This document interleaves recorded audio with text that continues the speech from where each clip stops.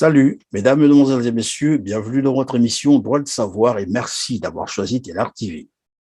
Je suis Christian Perrin, je reçois aujourd'hui monsieur Jean-Félix Dembatello, ancien candidat à l'élection présidentielle de 2002, ancien ministre sous André Milongo, c'est-à-dire du gouvernement de transition de 1991 à 1992. Au menu de notre entretien, 61 ans après l'indépendance du Congo-Brazzaville. Quel bilan socio-économique et politique? Le second aspect portera sur la confiscation de l'alternance politique et démocratique par le Parti congolais du travail. Quelle est la responsabilité de l'opposition congolaise dans tout cela? Et si le temps me le permet, nous aborderons un troisième aspect qui portera sur l'affaire foncière au Congo-Brazzaville qui fait parler d'elle avec la vente ou la cession des terres congolaises aux États étrangers. Bienvenue à tous ceux qui viennent de nous rejoindre sur Télar TV. Bonjour, monsieur Jean-Félix Dembatello. Bonjour Christian, bonjour. Un grand plaisir de vous retrouver. Et merci d'avoir accepté notre invitation, mais surtout de vous être rendu disponible pour nos téléspectateurs. Alors, 61 ans après l'indépendance du Congo-Brazzaville, quel bilan peut-on faire sur le plan socio-économique, mais aussi politique? Merci pour le thème de l'indépendance. 61 ans depuis le 15 août 1960. Mais avant de passer au bilan, je pense qu'il faut rappeler que l'indépendance est quelque chose qui a été conquis de longues luttes pendant toute la période coloniale. Les gens se sont battus pour que nous en arrivions là. Je ne reviendrai pas sur l'histoire qui est connue. Mais en accédant à l'indépendance le 15 août, la proclamation n'est pas une fin en soi. La proclamation, c'est une étape. Et cette étape de la proclamation ouvrait pour le Congo un vaste chantier. Un chantier où devrait être mis en œuvre le véritable projet de l'indépendance du Congo. Ce projet s'appuie sur un certain nombre d'éléments qui sont la nation, la République, c'est-à-dire l'État, l'économie, parce qu'il faut, l'économie est une indépendance, la défense et la sécurité du territoire, tout ce qui concourt au bien-être social des populations, l'alimentation, le textile, les transports, enfin la vie en société, le vivre en commun. Maintenant, le premier chantier, comme je pense, c'est la nation. La nation, c'est l'espace qui nous a été légué où nous allons vivre ensemble dans la citoyenneté congolaise. Et la nation doit être bâtie sur des fondements d'unité, de concorde, de tolérance, de solidarité. C'est cela le projet de la nation congolaise et complété par le projet de l'État, un État fort, impartial, qui garantit aux citoyens leurs droits, l'égalité devant la loi. Donc, nous pensons que l'État devait être bâti pour être le rempart de tous les citoyens dans l'égalité devant la loi. Et suit après l'économie. Un pays qui n'est pas économiquement indépendant n'a pas de souveraineté. Donc l'économie, c'est l'alimentation, tout ce qui suit, non, la monnaie. Bref, l'économie, c'est également un élément de l'indépendance. Il y a la défense et la sécurité du territoire. Un territoire qui nous est légué, il faut le protéger. Il faut que nos frontières soient protégées, mais il faut aussi que les citoyens soient libres de circuler dans le territoire garanti de sécurité par la force publique qui doit être républicaine. Tous ces éléments, donc, constituent l'indépendance. Or, il semble qu'en Afrique en général, mais chez nous au Congo également, l'indépendance se traduit uniquement par le transfert de pouvoir des colons blancs aux Congolais noirs. Ça s'est arrêté là. Et puis aujourd'hui, les enjeux de pouvoir ont fait que nous n'avons pas bâti la nation. 61 ans après, la nation est à reconstruire, à construire. Nous n'avons pas bâti la défense de la sécurité avec une armée opérationnelle, républicaine, impartiale, non politisée. Malheureusement, si nous prenons la défense du territoire, eh bien, l'armée politisée, on tombe dans des travers où l'armée elle-même crée l'insécurité du peuple. Au plan Oui, économique également. monsieur Desbatello, je vous ai entendu dire l'indépendance était aussi une économie forte, une nation, des droits, la sécurité, la défense. C'était là probablement le rêve des pères de l'indépendance. Mais est-ce qu'on peut penser que ça a été un échec de leur part, puisqu'aujourd'hui vous dites d'ailleurs que rien de tout cela n'a marché. Est-ce que c'est l'échec Non, non, c'est de pas la part l'échec de de nos pères de l'indépendance. l'indépendance? L'indépendance acquise était dans l'unité. Opangwe et Yulu, qui se sont affrontés 2 ans plus tôt, avant l'indépendance, se sont réconciliés. Ils ont célébré l'indépendance dans l'unité. Et même mieux, ils ont gouverné ensemble jusqu'à leur chute le 15 août 1963. Donc, les pères de l'indépendance ont donné l'exemple de l'unité nationale, de la concorde nationale. Ils ont laissé un État uni et solidaire. Ça, c'est donc, mais les problèmes sont venus après. C'est ceux qui ont succédé au père de l'indépendance le 15 août 1963, après ce qu'on a appelé une révolution, que les choses ont dérapé, dégénéré. Vous savez l'histoire, Alors, on donc, fait l'histoire. si je vous ai bien compris, c'est qu'on était bien parti. Ça a été probablement un succès au départ, mais après, les choses ont dégringolé, comme vous le dites. À quel Absolument. niveau les choses ont commencé, évidemment, à dégringoler? Ça a commencé avec le mouvement du 13-14 1963. Ce mouvement qui était d'essence populaire au départ. Revendications sociales. Et puis, il y avait aussi des revendications politiques. Le 15 août 1963, on revendiquait aussi la vraie indépendance. C'est ce que, pendant 5 ans, a essayé de traduire dans les faits le président Massamba Deba, qui prend des décisions courageuses, notamment sur l'indépendance. Il prend la décision de faire partir des bases françaises du Congo. C'est quand même une décision importante. Le président Massamba Deba a pris également le taureau par les cornes pour donner au Congo une impulsion économique. Sur le plan de l'économie, il a lancé le processus d'industrialisation du Congo. Quand on fait le bilan, les rares industries qui ont fonctionné au Congo sont le fruit du gouvernement du président Massamba Deba. Voyez. Mais après cette période de 5 ans où l'éducation avait atteint des proportions tout à fait importantes d'un taux de scolarisation qui avait pratiquement atteint les 100% au Congo. On était les meilleurs en Afrique au plan de l'éducation. La santé également. Nous avions à l'époque l'indigénat qui était un système d'assistance médicale où les soins publics étaient tout à fait gratuits, offerts à tout le monde. Bref, on avait déjà un démarrage qui avait donné une certaine confiance à ce pays naissant qui était la République du Congo. Mais après, la révolution a dérapé vers des problèmes, des enjeux de pouvoir.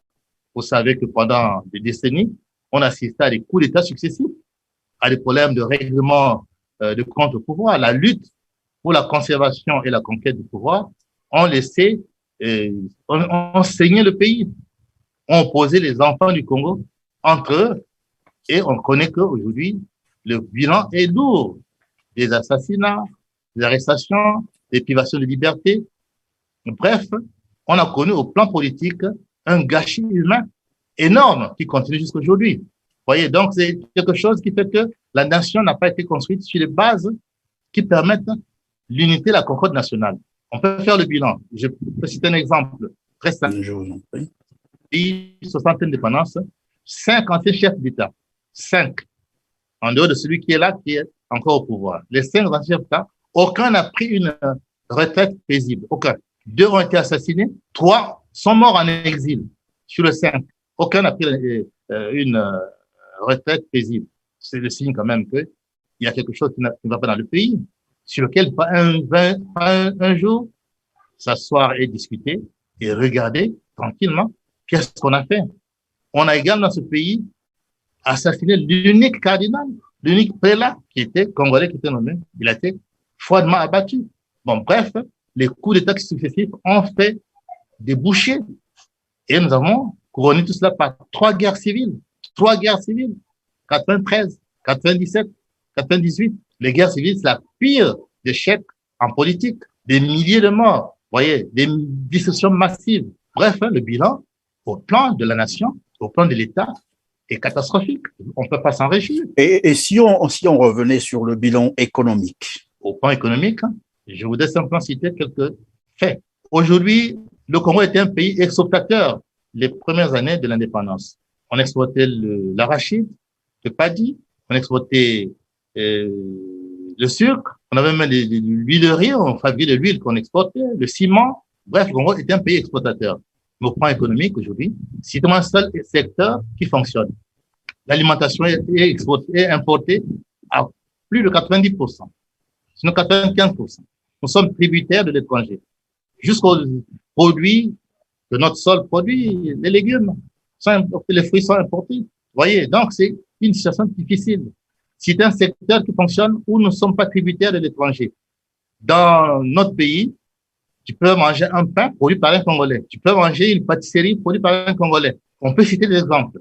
L'étranger aujourd'hui, dans le pays, est roi. Le secteur économique aujourd'hui, c'est un secteur qui bat de l'aile. Notre indépendance économique n'est pas garantie, n'est pas assurée. On peut me faire la démonstration contraire, j'aimerais bien en avoir la démonstration. Mais les faits sont là. Économiquement, nous sommes aujourd'hui tributaires de l'étranger où les gens font ce qu'ils veulent. Donc, Monsieur Dembatelo, quelles en sont donc les causes de cet échec économique? Mais les causes sont le fait que pendant 60 ans, pendant des décennies, les enjeux du pouvoir l'ont emporté sur les problèmes de gestion du pays. Tous les gouvernements qui sont succédés se sont livrés beaucoup plus sur les conflits politiques. Notez le nombre de coups d'État que le Congo a connu. C'est déjà l'exemple d'une instabilité totale. Les peu de choses qui se sont faites au Congo ont été faites en dehors des normes, qui sont les normes internationales au plan scientifique et technologique. Vous voyez. Donc aujourd'hui, quand on prend les secteurs stratégiques de l'industrie, aucune industrie au Congo ne peut donner dans notre environnement sous-régional le Congo comme un exemple. Au plan essentiellement de l'économie, l'agriculture, le Congo qui était un pays exportateur est aujourd'hui tributaire de l'étranger. Même l'alimentation de base aujourd'hui n'est pas produite au niveau des besoins de l'offre et de la demande. Vous voyez, donc aujourd'hui l'économie est totalement sujette à caution. On peut faire la liste des domaines stratégiques qui sont aujourd'hui des plans entiers. Les transports, on a le premier chemin de fer, la sous-région, Congo-Océan, qui est devenu un chemin de fer abandonné, qui ne fonctionne plus, alors que le Sénégal, l'Éthiopie sont à l'ère du TGV. Il est question qu'on construise un métro à Abidjan. Voyez-vous comment les autres avancent? Ici, le chemin de fer ne fonctionne plus. Les transports aériens, on n'a aucune société congolaise de transport aérien. Aucune. Les seuls qui ont existé, Dina Congo, Air Congo, ont disparu. Donc, on peut citer les domaines stratégiques. Aucun domaine n'est fonctionnel. Aucun. Oui, mais monsieur Dembatelo, est-ce qu'on peut penser que tout cela est dû le fait que le Congo soit focalisé sur la rente pétrolière et qu'il n'a pas pensé à diversifier son économie?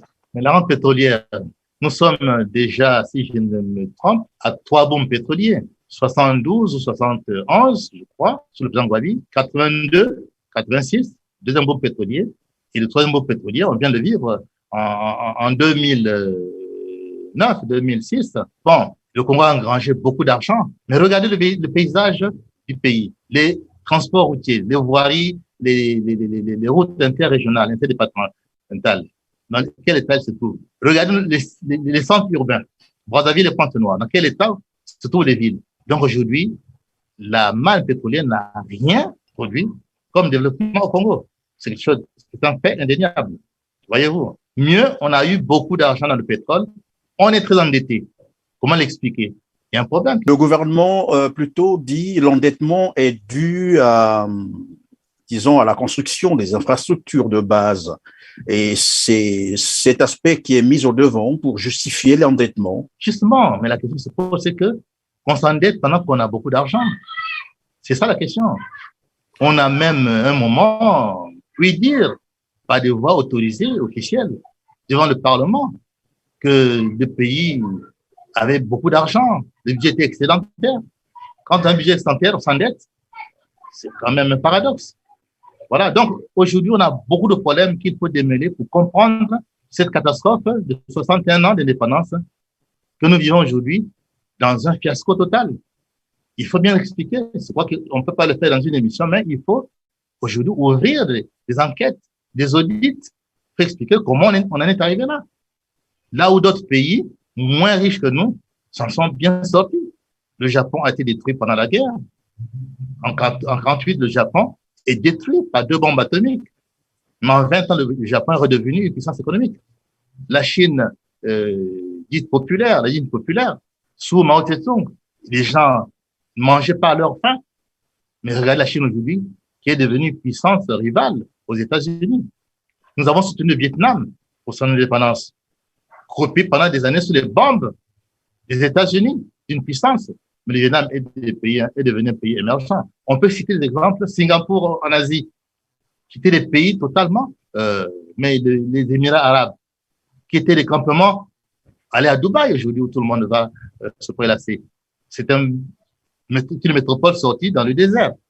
Donc aujourd'hui, dans le même temps que nous avons, nous, ramassé un fiasco, des pays ont émergé, des pays ont bâti des nations modernes. C'est ça le paradoxe. Et je pense que oui, mais qu'est-ce qui a fait que le Congo puisse rater finalement son occasion de se développer comme les autres pays que vous venez de citer? Est-ce que c'est un problème de vision ou bien simplement parce que c'est l'échec de ceux qui nous ont gouvernés pendant ces 61 ans, particulièrement ces dernières 40 années. C'est ça la raison. C'est la mauvaise gouvernance. On a fait de mauvais choix. On a passé le temps à des querelles de politiciennes, aux enjeux de pouvoir. Voilà, il y a eu des guerres pour le pouvoir, des coups d'État pour le pouvoir, on a tué pour le pouvoir, on a emprisonné, des élites ont été massacrées pendant des années, et on continue aujourd'hui on est entré au XXIe siècle, en 2000, dans un système un pouvoir de coup d'État. Voilà, donc il y a des choses qui sont là, qui font le bilan, qui est en fait un échec politique. Oui, mais pendant que vous parlez de la mauvaise gestion, il y a certains observateurs qui pensent que c'est plutôt un programme, sinon une volonté manifeste de détruire le Congo, parce qu'on ne peut pas comprendre qu'un pays, comme vous l'avez dit tout à l'heure, qui a engrangé beaucoup d'argent, avec son pétrole, bien entendu, et qui a une terre fertile, donc les terres arables, qui a l'eau, qui a des minerais, qui a tout ce qu'il faut pour se développer, se retrouve aujourd'hui dans l'état que nous dénonçons tous ça. Non, le problème, Monsieur Perrin, c'est que on fait pas un développement sans le problème clé de l'homme. La Chine, avant de bâtir l'économie moderne, a formé l'homme. Il faut que dans un pays, l'homme soit formé. Il faut des bonnes écoles, un bon système éducatif. Il faut un système de santé qui garantit à l'homme la santé.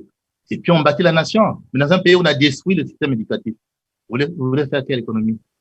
Dans un pays où, aujourd'hui, vous importez, les Chinois viennent, ils amènent leurs ouvriers.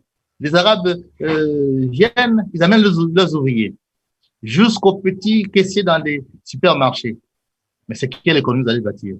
Quand l'homme congolais est mis à côté du système de développement. Et un pays moderne se bâtit à partir de l'homme. L'homme congolais est formé où? Où est l'université? En fait, pendant que vous parlez de la formation de l'homme au centre du développement, est-ce qu'on peut parler du système éducatif congolais? Justement, regardez le système éducatif, dans quel état il se trouve aujourd'hui. Du primaire au secondaire jusqu'à l'université. L'université Marien Ngouabi, est né des cendres de l'ancienne université d'Afrique centrale. Donc, les Camerounais, les Tchadiens, les Centrafricains, les Gabonais, leurs élites étaient formées au Congo ici. Mais j'ai fait un voyage au Tchad. J'étais très étonné que le Tchad, dont les étudiants étaient formés chez nous ici, à, je crois, si je me trompe, 4 universités réparties sur le territoire national. Le Cameroun, je crois, en a 6. Le Gabon, je crois, autant. Mais le Congo, nous sommes en retard alors que nous sommes les premiers. Donc, il faut dire simplement que aucun effort n'a été fait pour doter notre pays d'un système éducatif fiable pour préparer l'homme congolais à assumer son destin national dans le développement de ce pays. C'est une question qui se pose aujourd'hui avec acuité parce que le système éducatif est totalement malade. Je ne le dis pas aujourd'hui, c'est connu de tous. Donc, on a un problème aujourd'hui qui fait que l'homme congolais, même quand il est formé, est voué au chômage parce que le système également de production, le système de développement ne résout pas la matière grise qui est formée au niveau national. Beaucoup de cadres rentrent, y compris l'étranger, et ils sont voués au chômage. Beaucoup de jeunes, quand on rencontre dans les taxis, vous disent, moi, je fais le taxi parce que je ne peux pas trouver du travail. Le chômage, aujourd'hui, est endémique. Vous voyez. Donc, il y a un problème qui se pose par rapport à la formation, à l'éducation, c'est que on n'a pas préparé l'homme congolais à assumer le destin de son développement national. C'est une question cruciale. La formation, c'est la base de tout développement d'un pays. Et en Europe, en Asie comme en Amérique, c'est les grandes écoles qui sont formées. La recherche scientifique a atteint des niveaux où ça garantit le développement. Où est la recherche au Congo? Voilà, oui, mais monsieur Dembatelo, oui, c'est vrai qu'on pouvait parler de la mauvaise gestion ou les hommes qui ne sont pas formés. Là, nous sommes en train d'aborder, disons, la problématique du système éducatif au Congo-Brazzaville. On constate bien que malgré que le pays a du bois, a le pétrole, donc tout ce qu'il faut, on voit comment et dans quelles conditions les écoliers congolais continuent à être formés. Parfois, il n'y a pas de table-banc, il y a des effectifs pléthoriques, c'est 300 élèves dans une classe, mais pourtant, c'est un gouvernement où on a quand même des intellectuels, des gens qui ont été formés à l'extérieur, en France, aux États-Unis, qui composent, qui constituent ce gouvernement. Est-ce que c'est vraiment un problème de formation qui se pose ou bien c'est un problème carrément du système politique? La crise congolaise, elle est politique. C'est l'échec de la gouvernance politique qui est à l'origine de ce fiasco de notre indépendance. Ça, je l'ai dit. Maintenant, on a énuméré les causes et j'ai cité entre autres l'éducation, la formation des hommes comme une des causes parce qu'aujourd'hui, nous avons un problème dans la formation de nos enfants. Beaucoup d'enfants aujourd'hui, jusqu'au niveau universitaire, ne savent pas correctement lire et écrire. C'est un fait qui est connu. Les inters, c'est écrit par un jeune qui est à l'université, qui a son bac, bien vous constatez qu'il ne maîtrise pas l'écriture, la langue, enseigner le français. Vous voyez donc, le niveau a tellement baissé qu'il y a un problème. Maintenant, ceux qui ont une formation de bonne qualité, qui sont allés à l'étranger, qui reviennent, ils sont voués au chômage. Parce que le système de fonctionnement de notre économie ne peut pas les absorber.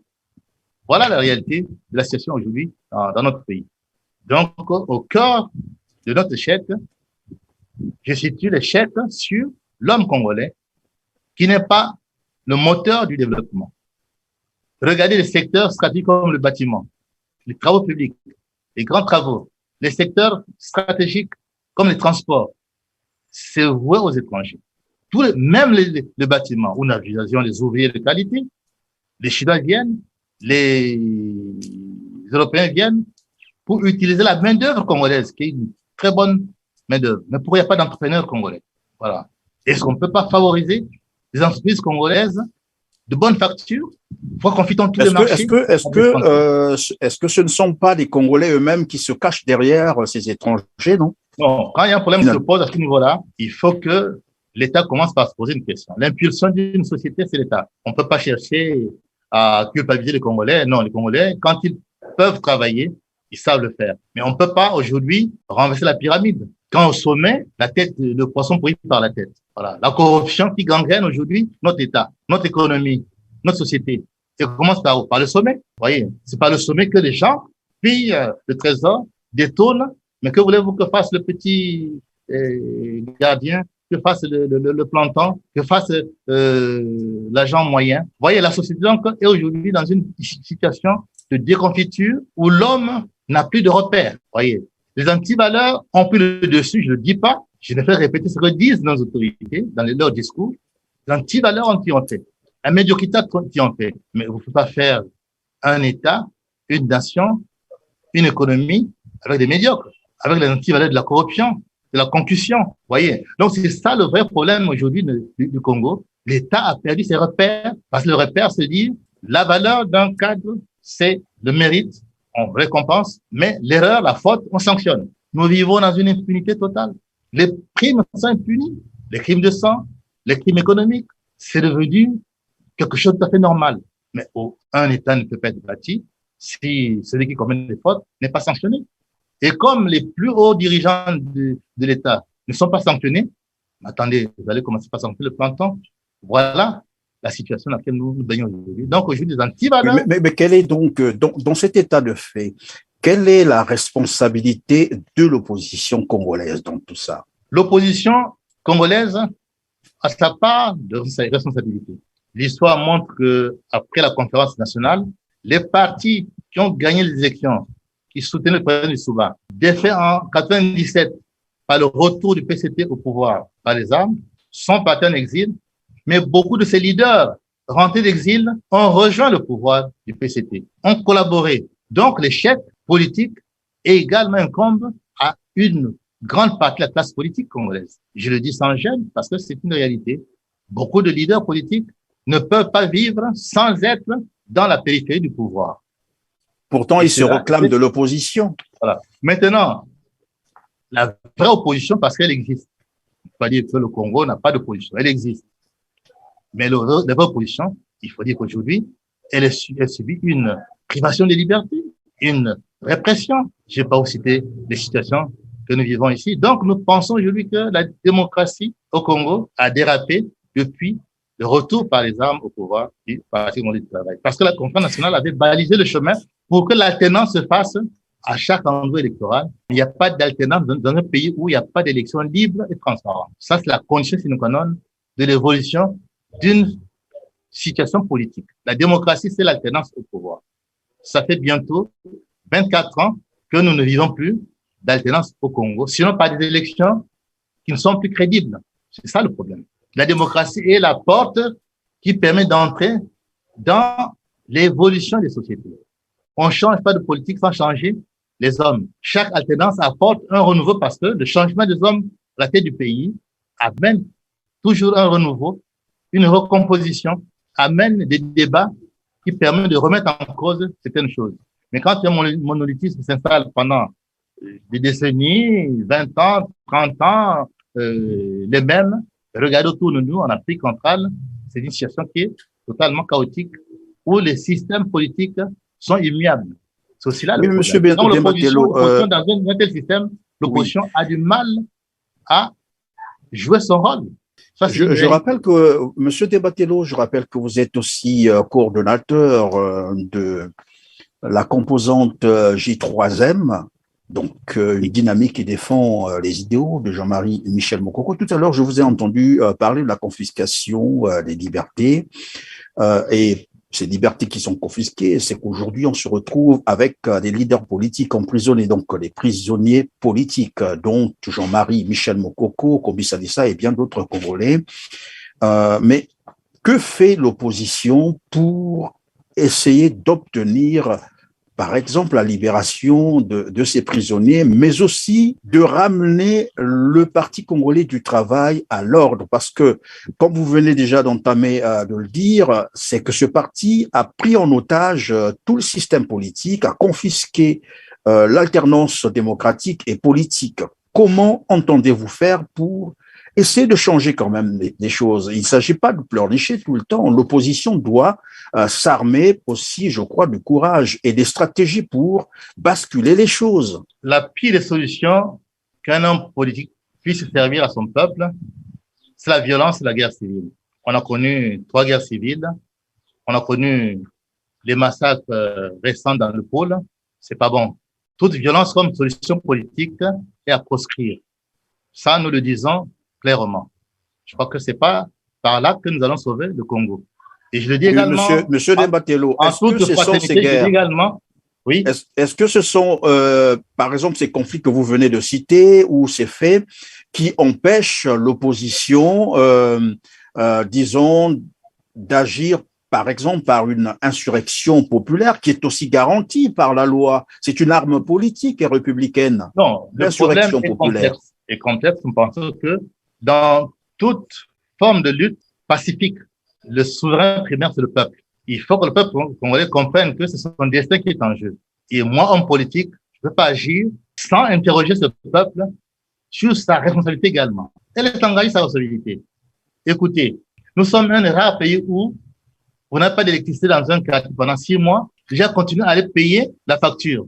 Vous êtes privé de courant et d'eau. Les factures tombent, vous allez payer. Quand justement les populations ne peuvent pas revendiquer leurs droits légitimes par des manifestations, par des manières tout à fait pacifiques qu'autorise la Constitution, il y a un problème. Permettez-moi, M. Demba-Tello, oui, Oui. Si une population est incapable de revendiquer ses droits et qu'à côté, il y a des leaders, parce que nous savons également qu'il n'y a aucun peuple au monde qui ne peut se soulever, par exemple, ou prendre ses responsabilités s'il n'est pas formé. Que fait donc l'opposition? Que faites-vous, vous de l'opposition, pour préparer ce peuple, former ce peuple, conscientiser ce peuple afin qu'il prenne ses responsabilités? Non, je pense que tout n'est pas si négatif. Le peuple congolais est un peuple qui est patient, qui prend le temps d'observer, qui évite la violence, sauf quand elle vient du pouvoir, bien sûr, parce qu'aujourd'hui, c'est le pouvoir qui est violent, hein, c'est lui qui attaque, ce sont les pelotons des troupes qui vont enlever les gens dans les quartiers. Ça, c'est connu. Vous avez fait une émission là-dessus, j'ai suivi. Donc, nous pensons aujourd'hui, le peuple congolais est un peuple pacifique, assez conscient, mais en politique, tout est une question de rapport de force. Lorsqu'un pouvoir se permet d'arrêter à tout bout de champ tout ce qui conteste, c'est aussi une question de rapport de force. Je dis, le peuple aussi a son mot à dire. Quand le peuple est timoré, quand le peuple a peur, la peur, c'est aussi le prix à payer de la soumission à la dictature. Donc, il faut que chacun prenne ses responsabilités. Les opposants prennent des risques, on les prend, mais il faut que le peuple comprenne que quand on va payer une facture d'électricité ou de l'eau qu'on n'a pas reçue, ou des choses qu'on n'a pas fournies, qu'on ne se révolte pas, c'est aussi un problème qu'il faut faire comprendre aux gens. C'est cela aussi, tout est lié. Donc, le rapport de force, c'est un rapport de force non pas militaire, je ne le recommande pas, mais un rapport de force populaire, que les gens revendiquent leurs droits, y compris en prenant des risques. C'est cela, le chemin de la libération, puisqu'aujourd'hui, nous pensons que le Congo est un pays qui est dans une situation de non-référence sur son histoire. Nous avons dit d'entrée de jeu que nous avions un deuxième volet, c'est la confiscation, évidemment, de l'alternance politique et démocratique par le Parti congolais du travail. D'ici là, on va aller aux élections législatives et on a l'impression que rien n'a toujours changé sur, naturellement, notamment le système électoral. Ça veut dire que les élections auront lieu en 2022. Il se trouve que finalement, depuis 2015, c'est-à-dire lors du changement de la Constitution, apparemment ce projet était un projet pour la confiscation du pouvoir, de l'alternance politique, de l'alternance démocratique. Et depuis là, nous assistons finalement à des mascarades d'élections. Ça, ce n'est plus un secret et ça va probablement continuer. Que va faire l'opposition cette fois-ci pour essayer d'arrêter quand même cette machine qui a confisqué l'alternance politique et démocratique au Congo-Brazzaville? Qu'entendez-vous faire, vous, de l'opposition? Le problème est tout entier parce que c'est une question de rapport de force. L'opposition a toujours demandé, depuis le retour du Parti congolais du travail au pouvoir, qu'on s'asseye, qu'on dialogue, pour trouver des voies et moyens de sortir de l'impasse par le dialogue. Nul n'est plus sourd que celui qui ne veut entendre. Ces appels ont été totalement rejetés. On se contente de faire des semblants de dialogue, semblants de concertation qui, en fait, ne sont pas des concertations. Bon, aujourd'hui, ce refus obstiné de dialoguer, mais franchement, sur le problème réel du pays, crée l'impasse. Mais nous pensons que il faut insister. Il faut insister. Nous pensons que simplement, un jour, le sourd finira par entendre. Maintenant, 2016, 2015, oui, il y a eu changement de concession, mais il faut dire simplement que le rapport de force, en ce moment-là, avait plus ou moins évolué. Le peuple a pris ses responsabilités. Et nous pensons qu'en 2016, quoi que l'on dise, le peuple a dit son mot. On veut ne pas le comprendre. Le peuple a dit son mot. La victoire de l'opposition était au rendez-vous. Mais une fois de plus, le coup de force l'a emporté. La violence l'a emporté. Bon, nous sommes dans cet état d'esprit. Mais il faut comprendre simplement que le temps finit par mettre à bout les forces qui prennent en otage la démocratie. Ça peut pas aller plus loin. L'environnement en Afrique, dans le monde, montre que aucune force n'a tordu le cou à la démocratie. Les populations ont fini par se libérer et je pense qu'au Congo, les choses aussi viendront. Il est seulement temps que nos amis qui sont dans des systèmes, dans la gestion du pouvoir, comprennent que seul le dialogue peut nous amener à éviter les actes d'une confrontation violente. Mais nous pensons simplement que ce dialogue, l'opposition insiste et n'arrêtera pas d'insister que ce soit le passage obligé pour sortir notre pays de l'impasse. Bon, qu'on jette les opposants en prison, c'est la règle, mais je pense que ça n'aboutira à aucune solution politique. Jeter un homme en prison, assassiner un opposant. Oui, mais cela semble affaiblir quand même l'opposition, non? Si tout le temps les opposants doivent se retrouver en prison, jusqu'à quand on va observer une telle situation? Jusqu'à ce que le peuple prenne conscience de ses responsabilités. Nous appelons au peuple. Hein. Un démocrate n'appelle pas à l'adultère, mais non, ça c'est pas notre manière de voir le problème. Nous pensons que le peuple congolais est en mesure de prendre ses responsabilités. Et les prises en 2016, ça a plus ou moins marché. Donc, il faut faire comme ça pour que les rendez-vous électoraux ne soient pas des hold-up continus, ne soient pas des mascarades continues. Il faut que le peuple exprime son avis sur ce qui ne marche pas parce qu'aujourd'hui, le pays est bloqué. Sans alternance, on ne peut pas faire évoluer un pays. Quelle soit la bonne volonté des gouvernants, on ne peut pas évoluer avec les mêmes hommes, les mêmes schémas, les mêmes méthodes. Il faut changer parce que le changement apporte du renouveau. Voilà. Les grandes démocraties au monde fonctionnent, les États-Unis, avec un mandat de 4 ans. Mais ils avancent. Chez nous, on vous dit qu'il faut des mandats de 15 ans, de 20 ans pour que ça avance. Non. Ça, c'est une vision dépassée qui n'est plus permis maintenant au XXIe siècle. L'évolution des sociétés, c'est le changement, l'apport du renouveau, les changements d'alternance au pouvoir. C'est ça qui va apporter à nos pays une capacité d'évoluer vers le lendemain meilleur. Et quelle est donc la projection que vous faites sur 2022? Nous suivons. Si le statu quo domine, la volonté du dialogue est toujours mis en avant par l'opposition. Mais nous sommes tout à fait curieux que personne ne veuille entendre. Même ceux qui ont fait l'illusion dans l'opposition d'aller au faux dialogue, ils en ont pris pour leur compte. En 2021, vous avez bien vu ce qui s'est passé. Vous voyez que l'opposition qui a collaboré à cette mascarade en a eu pour son compte. Voilà, donc la situation, elle n'évolue pas parce que même quand on veut corrompre l'élite politique, on n'avance pas et nous sommes obligés de revenir à la case départ, c'est-à-dire s'asseoir, se regarder les yeux dans les yeux, discuter, parler et sortir par la bonne porte pour tout le monde. Pour tout le monde. L'apartheid ne serait pas vaincu si c'était pas la violence. Mais je crois que l'exemple d'apartheid montre que Mandela avait choisi de parler avec l'ennemi. Et aujourd'hui, l'Afrique du Sud est pacifiée. Voilà. Donc, je pense que... Mais ce qui est vrai, c'est que l'ANC avait un bras armé. Ils ne sont pas allés seulement sur le terrain pacifique, monsieur Jean-Félix Diabatelo. Oui, mais je pense que au Congo, on n'en est pas encore là. Il est encore temps que le dialogue l'emporte sur les fuites en avant. Je suis persuadé que c'est encore possible. On ne fera jamais l'apologie de la force, de la violence. On doit demeurer donc plutôt des combats pacifiques. C'est compris comme cela. On va donc aborder le troisième aspect de notre émission, le troisième volet plutôt de notre émission, c'est cette affaire foncière qui fait parler au Congo-Brazzaville. Je pense que vous avez suivi l'actualité foncière au Congo-Brazzaville.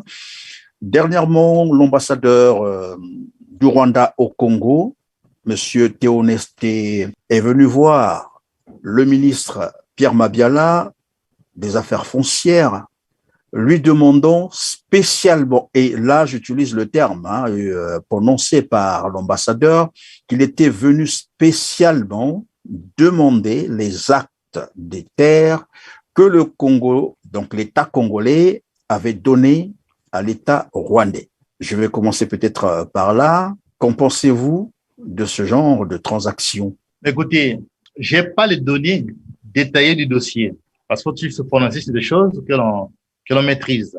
J'ai les mêmes informations que vous, sorties dans les réseaux sociaux. j'ai lu, j'ai regardé beaucoup de commentaires. Donc, ne connaissant pas le dossier, je réagirai sur les principes. Sur les principes, j'ai pas le... Et pendant que vous êtes en train de réagir sur les principes, la précision, c'est que l'ambassadeur Théoneste dit clairement, je suis venu spécialement demander les actes de terre que le Congo a donné au Rwanda. Donc, il y a déjà là un don qui a été fait. Ça, ce n'est plus discutable. Bon, mais et dans le même sens, nous savons également que parmi les procédures d'acquisition territoriale existe l'acquisition conventionnelle, c'est-à-dire les dons de terre que l'on fait à des États ou qu'on vend à certains États étrangers, mais qui généralement finissent toujours par devenir une propriété de l'État acquéreur ou bénéficiaire. Et ça, les exemples existent dans le monde. Donc, on peut partir aussi sur ces principes. Non, je voulais revenir sur le principe parce que je pense que nous parlons d'indépendance. Le premier acte d'indépendance d'un pays, c'est la souveraineté nationale, la souveraineté des frontières de la terre. Parce que c'est ça, nous vivons dans un espace de 342 000 mètres carrés. C'est ça, notre patrimoine commun. Et ceux qui gèrent le pays sont là pour garantir cette souveraineté de nos terres. Voilà le principe. Et quand le chef d'État entre en fonction, quel que soit le chef d'État, il prête serment. Et dans ce serment, non seulement il prête serment pour garantir, pour respecter la Constitution, mais également il garantit l'indépendance nationale, la souveraineté nationale. Il se porte garant de garantir les ressources nationales, la répartition équilibrée des richesses nationales. Tout cela, c'est le serment, parce que c'est le premier responsable d'État qui prête serment pour être garant de tout cela. Maintenant, si par malheur, il y a une aliénation quelconque d'une portion du territoire national, il emporte la responsabilité. Il est prévu des parjures, toute forfaiture en violation des lois et la plus fondamentale, c'est la Constitution. Écoutez, le chef d'État n'est pas au-dessus des lois. On ne peut pas faire d'attribution de terre quelque part sans qu'il ne soit informé. Il est le garant de la loi. Donc, moi, je pense que si ce qu'on dit est possible, c'est grave. C'est très grave parce qu'on ne peut pas aujourd'hui imaginer qu'un État souverain vienne dans un autre État souverain s'approprier une parcelle de terre. Ça n'existe nulle part. Et quand c'est fait, ceux qui ont la charge d'État ont des comptes à rendre au peuple souverain. Oui, mais ils ont des comptes à rendre, Monsieur Debattello, ils ont des comptes à rendre. Cependant, la Constitution les protège. Je prends par exemple le cas du président de la République, qui est protégé par l'article 96 de la Constitution de 2015, qui dit il sera jamais poursuivi pour des crimes commis pendant, disons, lors de ses fonctions présidentielles. Donc là, il est protégé, donc il peut faire tout ce qu'il veut, personne ne le poursuivra. Bon, après, bien sûr, ça mandat. C'est leur conception, mais les mêmes qui ont fait cette constitution ont abrogé la constitution de 1992. Ils n'ont pas eu d'état d'âme pour abroger une constitution constitutionnelle de 1992. Qui vous dit que cette constitution suivra à ses géniteurs? Qui vous dit que cette constitution de 2015 survivra à ses géniteurs demain? Donc, c'est des choses qui sont tout à fait aléatoires. Je pense que lorsqu'on est à la tête d'un État, on doit faire les choses pour la postérité et non des trucs taillés sur mesure. Attribuer les terres à un État étranger, c'est grave, c'est une aliénation de la souveraineté nationale. Ça, c'est clair et net. Hein. C'est comme ça que je le conçois. Maintenant, alors, il y a un autre volet. Je ne connais pas les détails de ces attributions, mais la coopération entre deux États est tout à fait possible, mais pas dans l'aliénation de notre souveraineté, surtout au plan territorial. Jamais.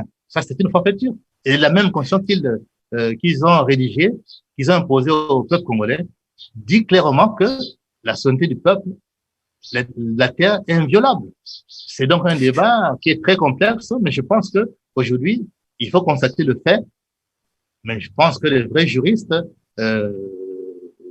qui connaissent le droit international se pencheront sur la question. Mais je pense seulement que je renvoie le président à son serment constitutionnel. Il est là pour garantir la souveraineté de notre pays.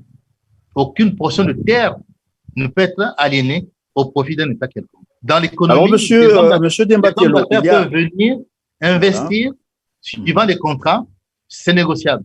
Mais jamais on peut négocier qu'un État souverain vienne dans un État souverain prendre un domaine avec des actes signés par qui? Voilà. Est-ce que le Parlement a été saisi Je n'en sais rien. Il y a des procédures qu'il faut respecter. Bon, on va essayer de creuser la question parce que pour le moment, je n'ai pas d'éléments détaillés de ce dossier-là. Le ministre Pierre Mabiala, donc des Affaires foncières, a, disons, fait une mission sur Pointe-Noire, a été rencontrer les propriétaires terriens de Pointe-Noire et du Quilou, mais il est ressorti de cette rencontre qu'aucune famille, ni de Pointe-Noire, ni du Quilou, n'a été reconnue propriétaire terrien. Alors, la question qu'on se pose, est-ce que toutes ces familles sont des familles qui sont allées squatter les terres d'autrui ou qu'est-ce qui se passe exactement pour que dans cette partie, bien entendu, du Congo, qu'il n'y ait aucune famille terrienne, ce qui est quand même surprenant. Il faudrait peut-être interroger le ministre de la réforme foncière, c'est lui qui prend ces décisions, mais ce qui est sûr au moins, c'est que la Constitution garantit les titres fonciers, les droits des propriétaires terriens. C'est une question qu'il faut simplement examiner dans une négociation avec ces familles qui prétendent avoir des droits sur les terres. Mais cela ne peut pas être proscrit par la décision d'un ministre. Ces droits existent, mais il faut faire l'inventaire, faire le point. C'est cela.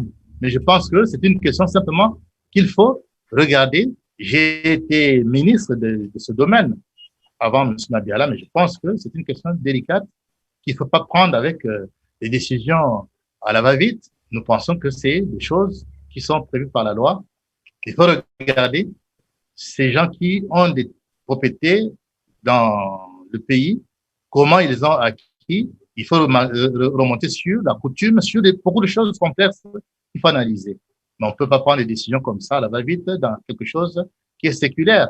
Ces propriétés remontent à des générations. On ne peut pas les priver ces droits-là comme ça par une décision d'un ministre, fut-il ministre d'État. Voilà. Donc, je pense qu'une enquête a-t-elle été menée pour aboutir à ces conclusions? Je n'en sais rien. Mais je pense que c'est assez délicat de prendre une décision qui dit que tout ceci n'existe pas, l'État devient propriétaire. Et je pense qu'il faut analyser les choses de manière aussi sérieuse. C'est vrai qu'il y a un désordre dans la prolifération des propriétés foncières.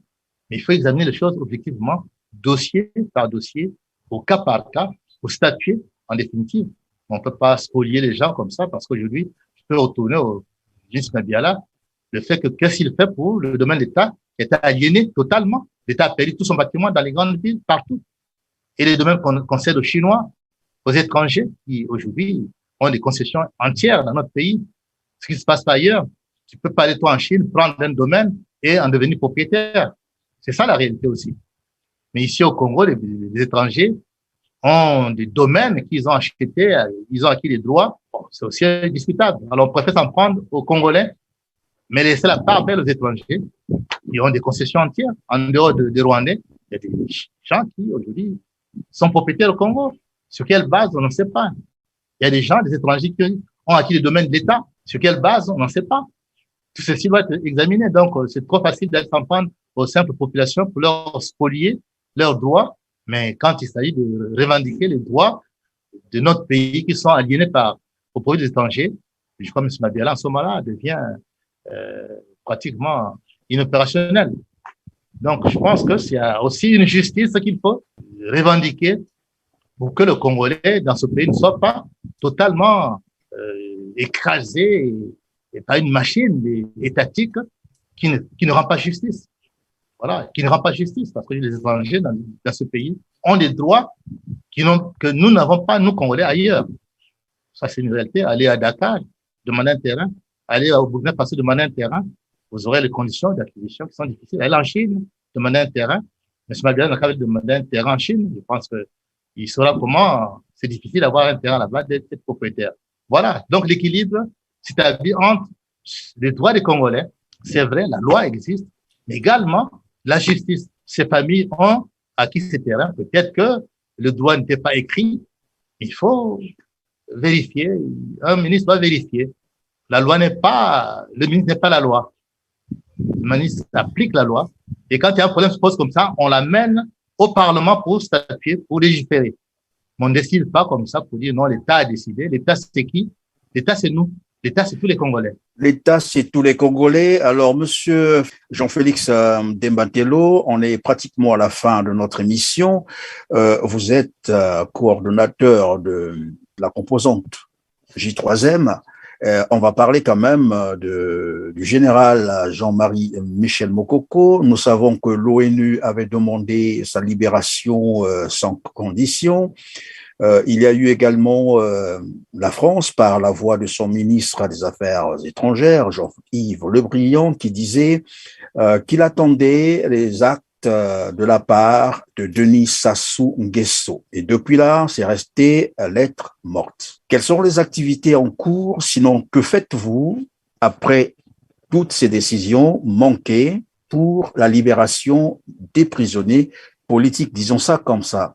Bon, je pense que le général Mokoko vit un drame personnel qui est d'une injustice criable, faut le dire. Parce que dans ces pays, on peut te prendre, te jeter en prison parce que c'est un pouvoir qui décide de priver la liberté à un citoyen, quel qu'il soit. C'est fait, mais je pense qu'il faut aller au-delà de cela. Quel crime a-t-il commis? Le crime au Congo, que nous connaissons, les crimes les plus graves que nous connaissons, il y a deux crimes. Crime de sang, crime économique. Dieu seul sait, si on ouvrait les dossiers des crimes de sang depuis plusieurs décennies, qui sont imprescriptibles. Si on ouvre les crimes économiques dont les scandales sont révélés tous les jours, je crois que personne n'y passerait. Hein. Et peut-être que cela est coopéré le double, c'est comme Mokoko a écopé aujourd'hui. Donc, je pense qu'il y a une injustice criable dans ce pays où certains peuvent commettre des crimes graves dans l'impunité la plus totale, mais ceux qui ont voulu exprimer leur ambition, leur volonté de changer les choses, sont aujourd'hui pris pour des gens qui portent atteinte à l'ordre public. Voilà. Donc, le crime d'atteinte à la sécurité de l'État est devenu un crime banalisé, moins grave que le crime de pillage du trésor public qui se fait à ciel ouvert aujourd'hui. Quand on voit les propriétés immobilières de certains citoyens de ce pays, je pense que le procureur ne dormirait pas dans un pays normal. Le procureur passerait son temps à interpeller tous les brigands qui pillent le trésor public aujourd'hui. Mais je pense qu'aujourd'hui, je conclue par une injustice. Voilà, le général est l'objet d'une injustice criade. Maintenant que les choses sont faites, la justice est passée par là, même si c'est injuste et contestable. Mais le président de la République est celui qui répond désormais de son sort. C'est cela. Nous pensons aujourd'hui, il faut que nous puissions créer dans ce pays les conditions de l'unité nationale, la réconciliation. On ne va pas continuer aujourd'hui à se régler des comptes sur le dos du peuple. Voilà. Donc, je pense qu'aujourd'hui, nous sommes dans ce sillage-là, parce que ce mouvement du 20 janvier 2016, c'est un mouvement qui a fait naître l'espoir, et nous pensons qu'autour de cette espérance, on continue à soutenir ce mouvement pour qu'il devienne une réalité dans ce pays. Le sort du général, il est entre les mains d'une personne, le président de la République. Puis sa justice est passée par là. Qu'on la conteste ou pas, il est dans cette situation-là. Mais il y a dans ce pays, il y a des recours. Et dernier recours, c'est le chef d'État qui est le garant de l'unité nationale. Ces petits problèmes d'emprisonnement pèsent sur la conscience collective.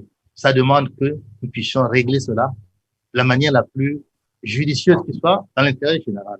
J'ai vu la poignée de main entre Gbagbo et Ouattara. Mais ils sont allés plus loin. Ils ont pris les armes. Il y a eu mort d'hommes. Ils se sont pardonnés. Il y a eu tolérance parce qu'il y a une nation à bâtir. Je pense que le Congo transforme des petites situations en des drames. C'est ça notre malheur. Les petites situations deviennent des drames parce que les gens les grossissent dans l'exploitation des intérêts personnels.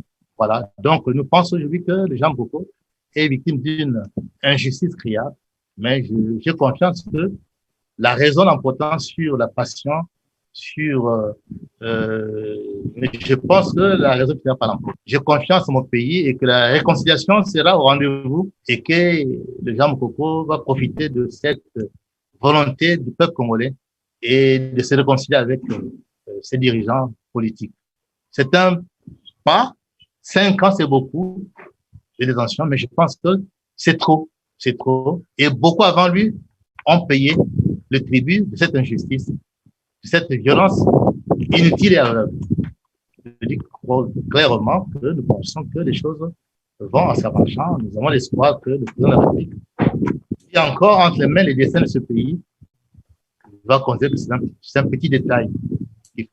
Ça ne peut pas bloquer le pays. Il faut que les Congolais se retrouvent et se réconcilient. Dans le général Mokoko, nous le posons clairement comme une exigence, une urgence pour notre pays qui est meurtri par beaucoup de malheurs. L'économie par terre, nous avons beaucoup de problèmes à régler. Les gens en prison, c'est pas ça qui empêche aujourd'hui le Congo de s'endetter et de croupir dans la misère. Voilà. Alors, donc pour terminer, Jean-Félix Demba-Tello, est-ce que vous pensez que le Congo, à l'heure actuelle, a vraiment, sinon a besoin d'une nouvelle indépendance? Mais je ne dirais pas une nouvelle indépendance. On l'a acquise depuis le 15 août. Mais elle est effective? Vous pensez qu'elle est effective? Nous avons raté le coche, 61 ans. C'est raté. Pour moi, c'est raté, 61 ans. On n'est pas indépendant. On n'est pas indépendant. Le pain, il achète chez un étranger. Et ce que je mange, écoutez, je crois que l'indépendance, c'est le quotidien. On le vit au quotidien. Ne faisons pas d'illusions. Ok, l'indépendance, oui, évidemment, l'indépendance, on le vit au quotidien, mais qui dit indépendance dit également souveraineté du peuple, bien entendu. Mais il y a un observateur qui me disait que le Congo est en train de vivre une nouvelle colonisation interne. Que pensez-vous de cela? Une colonisation interne. Je ne comprends pas. C'est quoi une colonisation interne? C'est-à-dire, il y a un groupe d'hommes, un groupuscule d'hommes qui ont pris le pays en otage et qui le gèrent comme on fait d'ailleurs. Ils font même pire que les colons. Oui, mais et qu'il faut libérer le pays. Ce ne peut pas être une colonisation interne. Ça, c'est des rapports de force au sein d'un même peuple où, effectivement, une minorité peut s'imposer pendant un temps. C'est vrai. Mais on ne peut pas, nous pensons simplement que le peuple congolais, j'ai confiance qu'il va se ressaisir. J'ai confiance. C'est une question de temps. Et vous pensez que c'est un peuple libre et souverain? La souveraineté s'arrache, même quand il est momentanément confisqué par une minorité. Mais le peuple, à le dernier mot, moi je suis démocrate, je pense que c'est au peuple de prendre ses responsabilités. Mon rôle d'homme politique, c'est de conscientiser le peuple qui comprenne que c'est à lui de... En 63, le peuple s'est soulevé. Youlou, on lui reprochait quoi? Des petites choses. Mais enfin, on a dit à Youlou, tu peux plus continuer. C'est le peuple qui est allé dans les rues. La conférence nationale, c'est le peuple qui avait dit c'est fini le parti unique. On a fait la conférence par des délégués, mais enfin le peuple a dit son mot, a adopté une constitution en 92. Donc, mais maintenant le peuple attend qu'il dise aussi son mot. On est dans l'impasse. On attend que le peuple dise quelque chose. C'est le peuple, c'est lui qui doit dire son mot. Les manifestations c'est le peuple, voilà. Par la Constitution, nous pouvons aujourd'hui aller dans la rue, manifester, demander sans violence nos droits. Il faut un peuple qui connaît ses droits, commence par les revendiquer. Et c'est cela que nous demandons aujourd'hui. J'ai confiance le peuple fidèle patriote. C'est ma conviction. Voilà. Le peuple est toujours vainqueur et donc c'est au peuple congolais de prendre ses responsabilités. C'est par là que nous allons donc mettre terme à notre émission, à moins que vous ayez une dernière préoccupation qui comptera pour le mot de la fin, monsieur Jean-Félix Demba-Tello. La fin, c'est simplement vous remercier de m'avoir accordé cette opportunité de dire ce que je pense en toute liberté. Je me suis senti toujours comme un homme libre qui exprime sa pensée comme il se doit dans un pays qui devrait être libre. Voilà, je l'ai fait. C'est une opportunité que vous m'avez donnée. Je l'ai exprimée clairement. Et je sais que mes propos ont pu heurter certaines sensibilités, certaines personnes, mais c'est comme ça le débat contradictoire. Juste de mon droit de citoyen pour exprimer ce que je pense être bon pour mon pays. Voilà. Donc, je l'ai exprimé en toute liberté et je pense que je n'ai offensé personne, mais le pays a besoin de clarté. Et cette clarté, dans l'intérêt de tout le monde, y compris de nos gouvernants, qui ne rêvent pas qu'ils sont là pour faire ce que bon leur semble. Et cela pour un mandat du peuple. Et encore, si c'est avéré que c'est un mandat qu'ils ont un mandat qui va faire les choses dans l'intérêt général de tout le peuple. Sinon, ils seront condamnés. Voilà. Ils seront rattrapés par l'histoire et ils rendront les comptes. Voilà le mot de la fin. Je vous remercie beaucoup de cette opportunité-là. En tout cas, merci, Monsieur Jean-Félix Desbatello, d'avoir répondu à nos questions. Et on retiendra en définitive que finalement, c'est à la population de prendre ses responsabilités, car la souveraineté appartient au peuple. Et j'espère que le message est bien passé. La population, sinon le peuple congolais, vous a bien compris. À vous, chers téléspectateurs, grand merci de nous avoir consacré encore votre temps si précieux à nous suivre. Restez toujours branchés sur votre canal d'information TDR TV. Moi, je vous retrouve très prochainement. Dieu le voulant, dans le même cadre, pourquoi pas, avec le même plaisir. Merci.